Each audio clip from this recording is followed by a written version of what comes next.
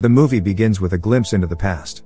In ancient China, a ruler known as the Dragon Emperor mercilessly destroyed all the kingdoms in the land, utilizing his prisoners as a component of the Great Wall of China. Despite his power and glory, he desired to be everlasting, so he dispatched his general, Ming, to seek a witch who was said to have the secret to immortality. On the other hand, Ming fell in love with the witch Zi Yuan. When the emperor discovered their passion, he executed Ming and stabbed Zi. The emperor began to feel sand flowing out of his eyes as Zi fought in pain. Cursed by Zi, the emperor and his army turned to stone, remaining that way for millennia. In 1946 Oxfordshire, England, father and husband Rick O'Connell go fishing. Sadly, his experience goes south after many mistakes, and he resorts to using a rifle out of annoyance. He proudly gives his capture to his butler, Jameson, upon entering his mansion. O'Connell discovers his military uniform in the corner of the room while returning his fishing gear. For a brief period, he recalls his days as a world traveler, craving the rush of adrenaline. Evelyn, O'Connell's wife, is in town finishing the book reading for her series, The Mummy. Evelyn is taken off guard during the Q&A when one of the women wonders if her current life is still as thrilling as it was during the war. She responds gently, wishing her life was still fascinating. Later that evening, the two retire to their home for dinner. After some light discussion, Evelyn expresses her concern about their kid, Alex. She said she had sent him 3 letters and received no responses. O'Connell tenses in disappointment and reveals that their son only asks them for money, particularly when he skips school. He implies that Alex doesn't bother to create a relationship with them. Despite convincing his parents that he is at college, Alex works at an archaeological site in China's Ningxia area. While convincing his parents that he was in college, Alex resumed his archaeological search for the Dragon Emperor's famous tomb in China's Ningxia province. He goes out to meet one of his closest friends, Professor Roger Wilson, who is approaching. Wilson encourages Alex to continue his hunt for the tomb as the two catch up. Coincidentally, some of the Chinese employees come across a gate while digging. Alex's squad navigates through the rubble and inspects the interior after blowing up the entrance. They are almost killed after setting off the first booby trap. Moving cautiously deeper inside the palace, they come across a dead body and set off yet another booby trap, allowing pieces of the ceiling to collapse. This illuminates the entire castle, showing hundreds of thousands of stone soldiers, the emperor's massive army. Alex and his crew are taken aback by the military. However, one inadvertently enters another booby trap, killing 3 of Alex's guys. Alex quickly panics but calms down with Wilson's help. As they press on, they encounter a feng shui compass pointed in the wrong direction. When the duo sets the focus right, the floor immediately opens. Alex falls into the dark pit while Wilson hangs on to the edge. Alex rises from the fall, slightly bewildered, and surveys the room he landed into. He discovers piles of skulls and bones all over the place.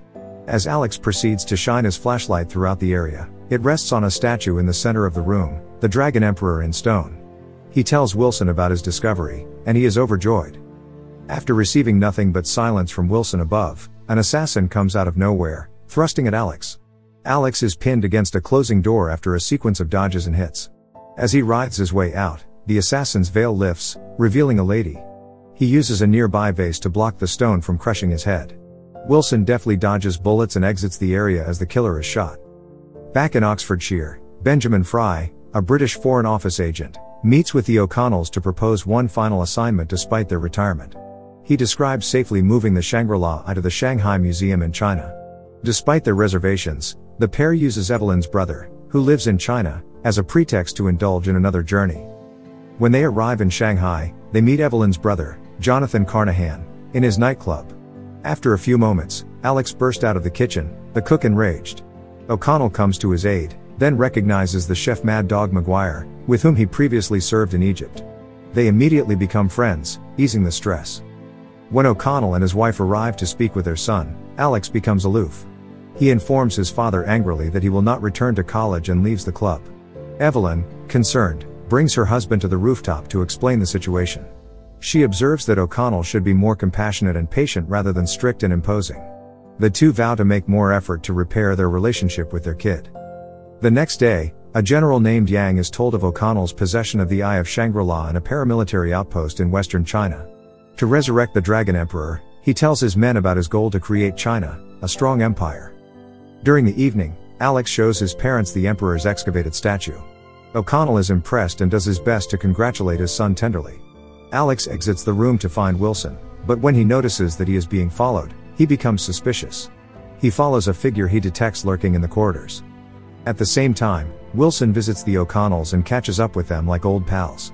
O'Connell proudly displays the Eye of Shangri-La and passes the valuable treasure to Wilson, confident that it is safe. Things take a turn for the worse when General Yang arrives. Wilson's attitude changes abruptly, and he pulls out a gun, aiming it toward the O'Connells. He explains that General Yang secretly funded Alex's dig to resurrect the Emperor. The O'Connells attempt to resist but are quickly stopped when Wilson threatens to shoot O'Connell. Meanwhile, Alex realizes the figure following him is the assassin he met in the tomb. As they watch the drama unfold from the second level, she introduces herself as Lin. They forcefully enforce the written instructions when Evelyn translates the inscription on the relic. The Eye of Shangri-La opens, revealing the sacred elixir required to resurrect the Emperor. Wilson is then given the order by General Yang to shoot O'Connell. Before Wilson can pull the gun, Alex and Lin arrive and save O'Connell. The O'Connells incapacitate their adversaries in a second, mistakenly pouring the elixir on the Emperor's statue. Lin stabs a figure in the heart, intending to kill the Emperor before he rises, but soon finds it a decoy. The Emperor's statue on the other side of the chamber begins to come to life. The O'Connells fire rounds at the stoned Emperor, but they have no impact. Not long after that, his stone horses begin to breathe and neigh. Lin and Alex grab hold of the bottom of the chariot before it successfully exits the building. The O'Connells and Carnahan pursue them in a firework truck as it rushes through the streets of Shanghai.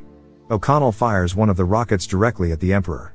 Unfortunately, the Emperor avoids it and directs it onto a tram, resulting in an explosion. As Evelyn maneuvers the truck closer to the Emperor, O'Connell takes advantage of the opportunity to mount one of the century-old horses. He cuts its bonds and rides it, inviting his son to join him from the back. Alex continues to refuse his father's assistance. To make matters worse, the Emperor fires the fireworks in Evelyn's truck while O'Connell's horse becomes increasingly uncontrolled. Lin and Alex attempt to stab the Emperor, but General Yang mistakenly shoots Lin, hiding within the chariot. Alex slips from the chariot before he can help her, barely clinging to the rear. Lin unexpectedly attempts to assist him, telling him the bullet missed her. Alex accepts her assistance with a smile. Yang, however, cuts Yang's relief short when he cuts the chariot off, causing the chariot to jump. Lin and Alex are thrown off balance in their seats when the Emperor turns the walkway into ice. They almost collide as they rush into a Chinese festival with O'Connell. Meanwhile, as Evelyn's truck's pyrotechnics continue to explode, Evelyn and her brother jump out, narrowly missing the explosion. As the Emperor flees, the squad seeks refuge at Carnahan's nightclub. Lin reveals herself as the Emperor's descendant to the personnel assigned to guard the Emperor's tomb. Despite her seriousness in locating the Emperor, Alex's parents are skeptical. Nonetheless, Lin says they must stop the Emperor by reaching the Shangri-La portal. She reveals to them a dagger they must use to assassinate the Emperor. Despite their reservations, they allow Lin to guide them to the gateway. They take a stormy flight to the Himalayas in Maguire's chopper. The squad makes their way up the mountain after nearly falling off a cliff. When Maguire informs them that General Yang has arrived on the hill, O'Connell's unit makes camp for the night. As the crew settles in, Evelyn learns more about her son and his possible love interest in Lin. Alex enters their makeshift tent and confronts Lin, denying his mother's fears. He clearly states that he has no affection for her. Although Lin returns the favor and claims she has no feelings for him, a silent attraction develops between them. They arrive at the gateway, a temple with a golden tower in the center, the following day. Soon as Yang's troops take their positions across the temple, they open fire. Both sides trade gunfire until the Chinese use a bazooka, causing damage to the temple. As the infrastructure deteriorates, O'Connell and his colleagues retreat into the temple. Carnahan attempts to light the explosive strapped around the golden tower as the struggle progresses to prevent the Emperor from unlocking the full power of eternal life. He is quickly caught in the crossfire and escapes, dropping the lighter in the snow and failing to light the wick. O'Connell and Evelyn notice Lin crying in a foreign tongue outside the temple as the Chinese soldiers proceed to take control. 3 enormous Yetis materialize out of nowhere and rush to their help. Carnahan finds his lighter and manages to light the wick to the explosives as the Yetis murder most troops alongside O'Connell and his team. The situation changes when the Emperor emerges and rises spikes from the earth. He utilizes his magic to halt the lit wick to the explosives while scaring away the Yetis. He begins climbing the golden tower and eventually lays the valuable Eye of Shangri-La on it. The item begins to shine a light, indicating the location of the pool of eternal life. As Alex prepares to fire a dynamite stick at the Emperor, he fails to notice the Emperor's sword hurtling toward him. O'Connell steps in and pushes his kid out of the way, unwittingly impaling himself. As a result, Alex throws the explosives off track, resulting in an avalanche. As the icy wave approaches, the Yetis rush to their help, shielding them from the impact. The squad regathers when everything in sight is covered with snowy boulders. When they see O'Connell on the verge of death, they rush to the pool of eternal life. When they explore the tunnel, they come across Zi Yuan, who appears to be Lin's mother. Alex realizes Lin and her mother are immortal. After providing hospitality to the adventurers and mending O'Connell, they have been protecting the Emperor's tomb for generations. She says she had begun living in Shangri-La after being saved by Yetis decades ago when the Emperor stabbed her. While O'Connell is resting, Alex admits his genuine love for Lin. Despite her feelings, Lin rejects him, claiming she does not want to end up like her mother. She bitterly states that she does not wish to mourn for centuries after his death, as her mother did for General Ming. Before they make a final decision, Carnahan informs them that O'Connell is awake. As Alex enters the room to welcome his fully recovered father, his distant demeanor disappears, and he begins to express his true love and care for his father. He admits that his behavior in recent years has been inappropriate and humbly says his love for his father. O'Connell, taken aback by his son's earnestness, humbles himself and admits to being a negligent father. As the two reconcile, Zi acts as a parent, telling Lin that she will remove her weight of immortality to live a regular life with Alex. The joyous reunions, however, are cut short when the Emperor fireballs from the entryway, separating Lin and Zi. As the ruthless overlord uses his powers to pin both women down, he snatches the magical knife, his single weakness. He transforms into a three-headed dragon after entering the pool of eternal life. When the O'Connells come out to observe the metamorphosis, the Emperor's scorching breath illuminates the cavern. Motivated by vengeance and hatred for Zi, the Emperor kidnaps Lin and travels to Ningxia province with General Yang. Not long after that, O'Connell and his men use Maguire's chopper to pursue them. When the Emperor comes, he reverts to his human form and resurrects his army.